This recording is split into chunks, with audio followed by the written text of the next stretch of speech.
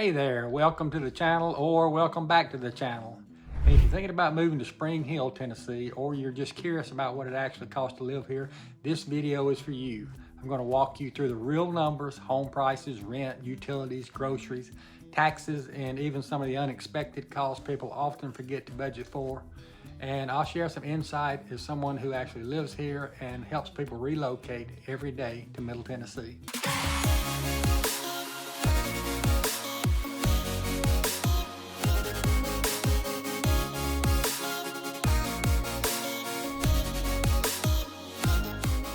I'm Wade Price with eXp Realty. If you ever want to talk about anything, your specific situation, or just bounce around some ideas, feel free to call me at 615-436-5995 or send me an email at wade@wadepricehomes.com. I'd love to talk to you.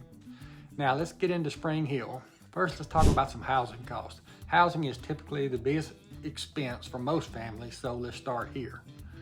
Right now, the median home price in Spring Hill is hovering around $515,000, but that's just the average. It varies based on what you're looking for. For example, newer construction in communities like Harvest Point or Wade's Grove might push you closer to $600,000, especially if you're going for upgraded finishes or a larger floor plan. On the flip side, you can still find smaller single-family homes or townhouses in the $350,000, $375,000 to $450,000 range, if you're open to fewer bells and whistles or a bit less square footage. And if you're in Maury County, Spring Hill versus Williamson County, it's cheaper too. And if you're renting instead of buying, it ranges from $2,100 to $2,400 a month. A well-maintained apartment or a townhouse, $1,700 to $2,000. Depends on the location and amenities. And a lot of places have fitness centers, walking trails that adds value, especially for families. And one question I often get is Spring Hill a good investment? And the answer is yes. Spring Hill's been appreciating. We've seen steady appreciation over the past decade due to the area's growth, schools, and the quality of life. If you want help figuring out which neighborhood fits your lifestyle and budget, just give me a call, send me a quick text message to the number I gave you earlier. Let's talk about utilities, groceries, and daily spending. Let's get into the day-to-day stuff, living expenses. The things that come up every month and really shape how comfortable your budget feels. We're talking about utilities, groceries, internet, and all the little extras that tend to sneak up on you if you're not paying attention. So let's start with utilities. For a typical 2,000 to 2,500 square foot home here in Spring Hill, your monthly utility bill usually falls somewhere between $250 and $300.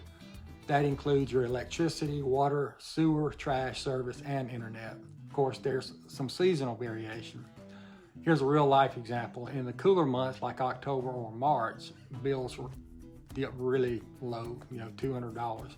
But come July or August, when the heat and humidity are no joke, you're likely running that AC a lot harder. Bills can jump well over $300, especially if your home isn't super energy efficient. So, got a quick question for you. If you're already living in Tennessee or somewhere with similar weather, how do you keep your summer utility bills under control? Drop your tips in the comments.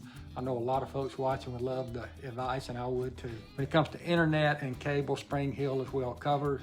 Most of my clients use either Xfinity or AT&T, and both offer reliable high-speed options. A basic high-speed internet plan starts around $60 a month, but if you work from home and have kids streaming or gaming, you'll probably want to bump up to a faster plan, and that runs around $100. That's what I have. Now let's talk groceries. This is one area where your lifestyle makes a huge difference. For a family of four, you're likely spending around $800 to $1,000 per month on groceries, and that number can swing depending on whether you cook most meals at home, buy organic, or rely more on convenience food. We've got all the big names here: Kroger, Publix, Walmart, Aldi, so there's plenty of flexibility. If you're a budget shopper, Aldi is a fantastic option. I shop there a lot. If you want a bigger selection or specialty items, Publix and Kroger offer that, though you'll pay a little more. Personally, I love that you can mix and match, and that's what I do. I buy some things at Aldi, some things at Publix. You can grab your pantry staples at Walmart, then swing by Kroger or Publix for the produce sales or fresh meats. And here's something I really encourage new residents to check out: Spring Hill Farmers Market.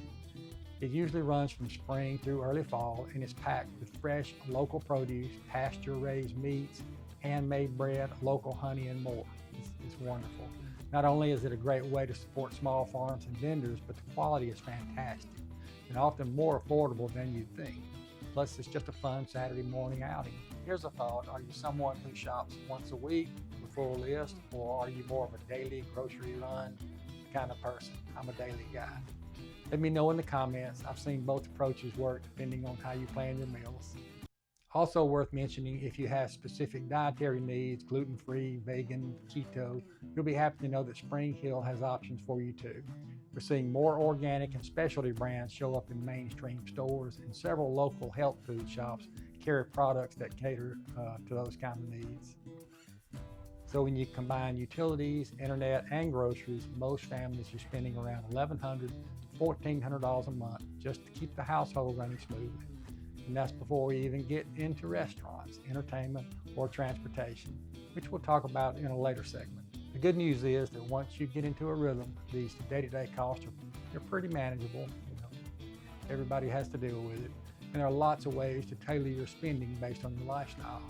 Now let's switch gears and talk about taxes and hidden costs for a minute. There's some things that can have a big impact on your finances over the long run, taxes, things like that. This is where Tennessee really stands out, and it's one of the main reasons so many people are packing up and making the move to Tennessee. Let's start with a major financial advantage. Tennessee has no state income tax. Some people don't even know that. Some people are surprised when I tell them. Now I want you to really think about what that means for your bottom line. If you're coming from a state like California, where the state income tax can reach over 9%, or New York, where it's not much better, you could be saving thousands of dollars a year just by changing your zip code. Let's say you make $100,000 a year in some high income tax states. That could mean $5,000 to $8,000 going to state income tax. Here in Tennessee, that money stays in your pocket. I've had multiple clients tell me this was the final nudge that helped them say, all right, it's time to go. Well, how about you? If you're thinking of relocating, tell me in the comments, what kind of taxes are you dealing with where you live now? I'd love to hear about that and get some more information on some other states. Now, Tennessee does have a higher sales tax, and that's something you'll want to factor into your monthly spending in Spring Hill. Combined state and local sales tax comes out to about 9.75%. So if you go out and buy a new couch or a flat screen TV, or just grab dinner for the family at a local restaurant, you're going to feel that extra percentage, but I don't think it adds up to no state income tax. But, and this is important, because we don't have that state income tax, most people still come out ahead. I think always come out ahead. So while you may notice the sales tax on bigger purchases, you're not handing over a slice every paycheck to the state. For most families, that's a fair trade-off. Now let's get into property taxes, which are often a concern when moving to a new area. Spring Hill is split between two counties, Maury County and Williamson County. Both have reasonable property tax rates compared to national averages. If you're buying a home in the $500,000 range, which is pretty common here, you'll likely be paying $2,200 to $2,400 a year in property taxes. That's it. And for anybody watching from New Jersey, Illinois, or Connecticut, you might be used to seeing numbers closer to $8,000 or even $12,000 per year for a home in that same price range. This is why Tennessee, and Spring Hill in particular, offer such a strong value. You're not just saving up front on taxes, but your ongoing cost of living stays low, which creates more room for your budget for travel, investing, or upgrading your home. And a quick note, if you're considering new construction or a master plan community, make sure to ask if there are any special assessments, HOA fees, or MUD taxes. These can vary and sometimes catch people off guard. I always walk through those numbers with my clients before they make any offer, just to make sure there are no surprises at the end. Now let's talk about one of the most overlooked expenses when people move here, commuting. Spring Hill is located about 35 miles south of downtown Nashville. On paper, that sounds like an easy drive, and it can be. But during weekday rush hour, especially in the morning and around 4:30 to 6 p.m., you're likely looking at 45 minutes to an hour each way.